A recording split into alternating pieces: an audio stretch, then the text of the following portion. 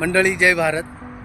आपली भारतभूमी ही शूरांची वीरांची भूमी आहे आणि देव देश धर्मासाठी आपल्या प्राणाची पर्वा न करता समाजात आधुनिक बदल घडवून आणण्यासाठी अनेक वीरांनी आपल्या प्राणाची आहुती दिलेली आहे. भगतसिंग, राजगुरू, सुखदेव यांनी देखील आपल्या प्राणाची आहुती ही हसत हसत दिली आणि समाजात बदल घडवून आणण्यासाठी एक मोठी विचार क्रांती केली. आज बिहार राज्यामध्ये भ्रष्टाचार मुक्त भारत करण्यासाठी, या भारताला हिंदू राष्ट्र घोषित करण्यासाठी एका युवकानं हसत हसत आपल्या प्राणाची आहुती दिली.